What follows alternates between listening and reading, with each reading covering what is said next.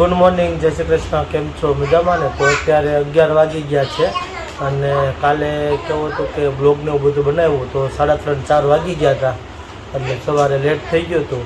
તો ચાલો બધા શું કરે છે જોઈએ, બતાવું તમને.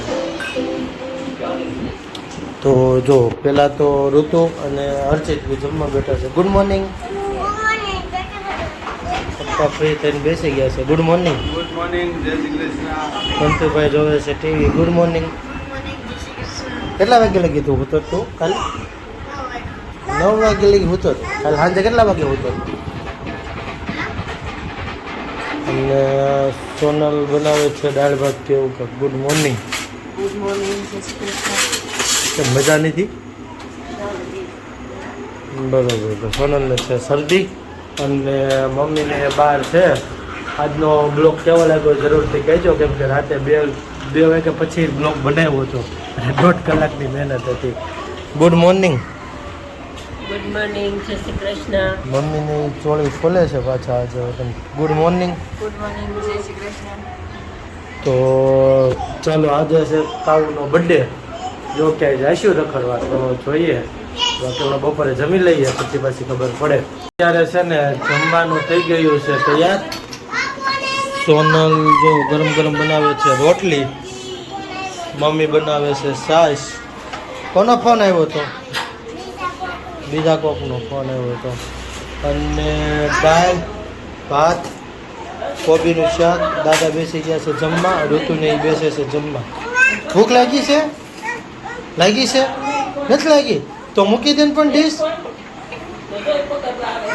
તો મૂકી દે ડીશ. ભૂખ ન લાગી થોડી ડીશ પકડાય. ચાલો તો હવે છે ને જમવા માટે બેસી જઈએ.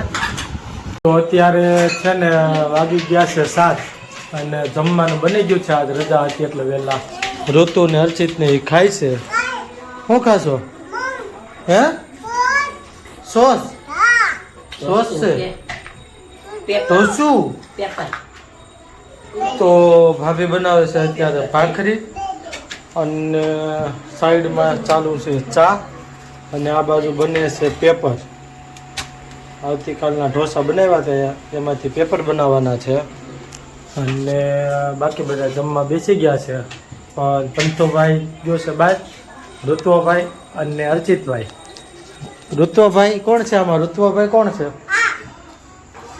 અર્ચિતભાઈ કોણ છે? કોણ આવ્યું? કોણ આવ્યું? હે? દાદા આવ્યા છે? શું ખાવ છો?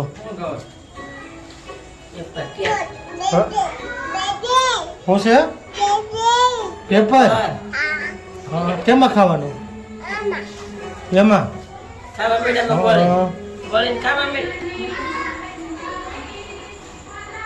બની ગયું? છોકરું કહી દઈએ.